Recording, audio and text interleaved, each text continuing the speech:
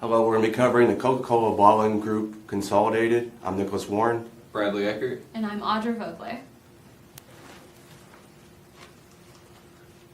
So we're going to get started with some background information about the company. Coca-Cola Bottling Company Consolidated is the largest independent Coca-Cola bottler and distributor in the United States. Its corporate office is located in Charlotte, North Carolina.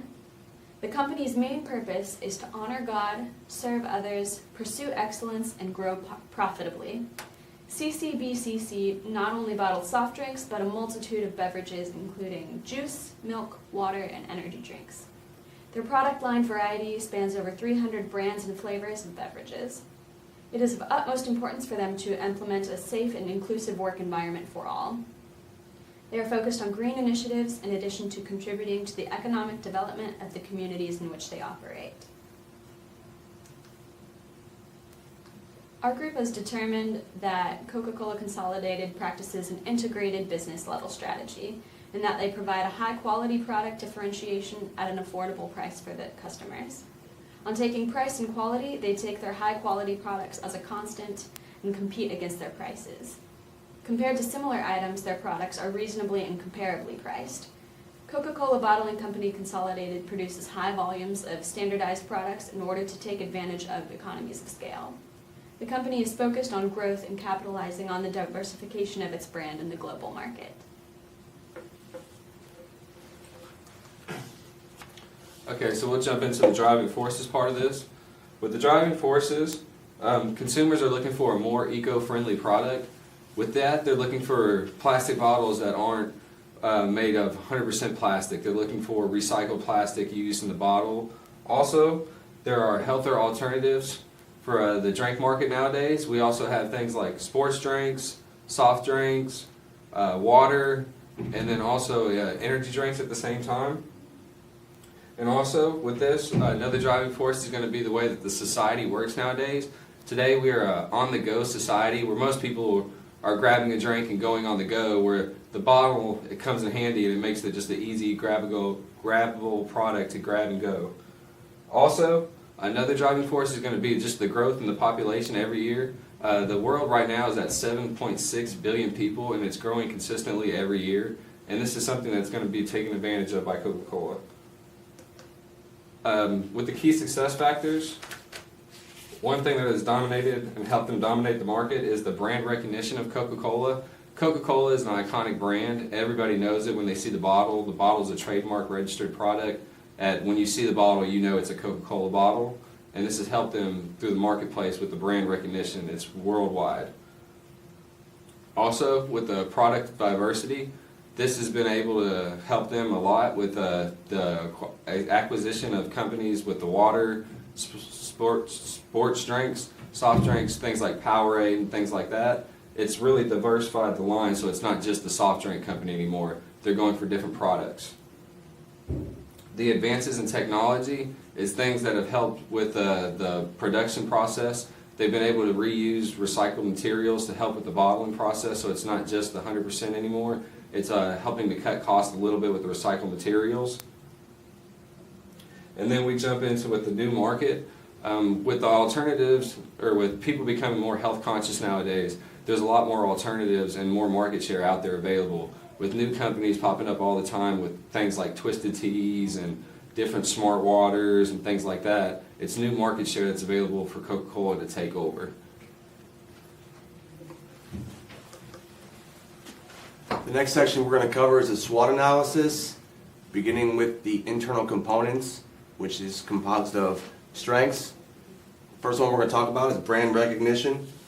The second one we're going to talk about is the largest independent bottler.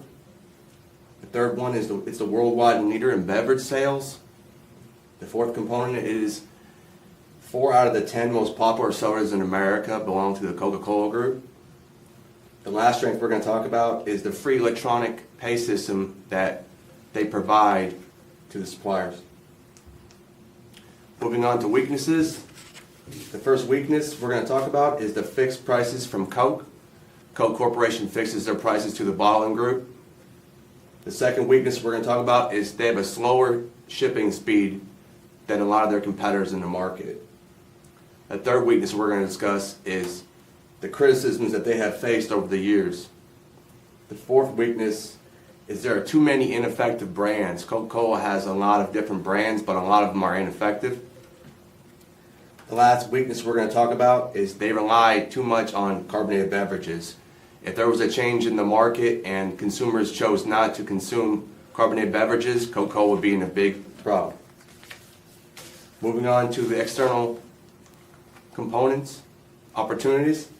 The first opportunity we're going to talk about is to increase their manufacturing capacity. The second opportunity we're going to discuss is they can expand their product line. The third opportunity that we're going to discuss is they can expand in international countries. The fourth opportunity is the bottled water industry and how can they expand into that. The last opportunity we're going to talk about is key acquisitions that the company can make. Moving on to threats. Their first major threat that we're going to discuss is Pepsi.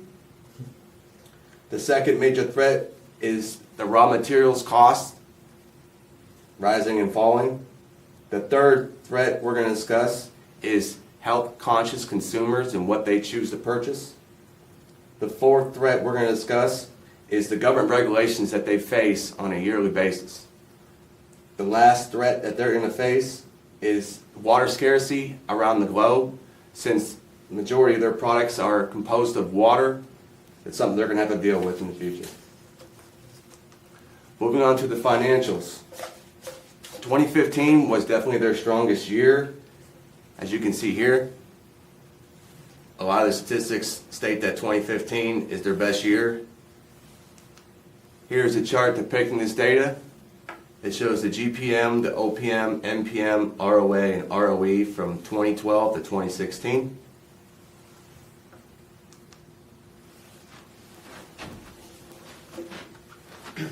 Okay, so with our list of strategic concerns, we're going to start off with the increasing health conscious customers. A lot of people are switching out from the carbonated beverage industry. They're getting away from things that like Coke, Sprite, and your carbonated beverages because they're becoming more health conscious. They want to become more healthier and a healthier lifestyle. And for a lot of these people, the easiest way to do it is by switching the drinks that they choose. The healthiest alternative, of course, is water, which has become a big alternative for a lot of people is the water because one, it's cheap, it's free for most people if you use it as tap water. Also with that, it's taking away the unhealthiness, the extra sugar, all the other stuff that these carbonated drinks have. Our second concern is going to be the large carbon footprint that is required because of the amount of plastics that we produce each year. Each year, Coca-Cola Bottling Company Consolidated produces over 1 billion bottles worldwide. This is something that has to change with the plastic industry going into it. It produces so many plastics that aren't being recycled every year that need to be recycled and aren't being recycled. Also, the lack of product innovation. When you look at our competitors like Pepsi come out with new drinks around the seasons and things like that. Recently they've came out with the Pepsi Fire over the summer, and then they've also come out with a caramelized Pepsi for the winter time. This is something that Coca-Cola hasn't really taken advantage of, is they don't make seasonal drinks or things along that line. And this is something that's concerning because it's just the same Coke product that's been distributed over the years. Another concern of ours is going to be the increase in material costs. With the increase in material cost every year, this is something that's really concerning us. All of our bottles, majority of them are made from plastic. Plastics come from trees, the rubber in trees and things like that. So as we know, as the world grows and uses more of them, there's less plastics that are available. This is one reason why we're using more recycled plastics in our production. Another growing concern is going to be the weak presence on social media. We don't really do a good job for the social media aspect. They kind of tune it off for the most part, and they use a lot of the advertising for TV and things like that. Where a lot of the younger generation, we appeal to the social media presence, and we like things like that. It's easier for us to connect to. It's also cheaper on the marketing aspects also. You don't have to spend as much for the marketing. And so with this, we'll jump into our recommendations. And with our first recommendation, we would like to switch the production of of the plastic bottles into aluminum bottles instead of plastics. This will help us to reduce our carbon footprint. One thing about this cost is it's not the most cost-saving, effective recommendation. But to help offset the cost of this, Coca-Cola can set up recycling stations throughout the U.S. and parts of the world where they sell the aluminum bottles, so that way they can be recycled. Aluminum is 100% recyclable. This is something that's a growing industry every year. Last year, the aluminum recycle industry put out over $1 billion for people that have recycled aluminum. This is something that Coke can take advantage of with the aluminum stations, aluminum recycle stations set up. They can take the aluminum cans, aluminum bottles also, and then turn them into cash and get the money back that they used for the production of the aluminum bottles. And we'll jump into our second recommendation. The second recommendation we're going to discuss is different campaigns on social media.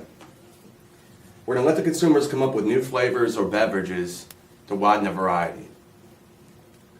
Let social media users vote back on their favorite flavors or discontinued beverages.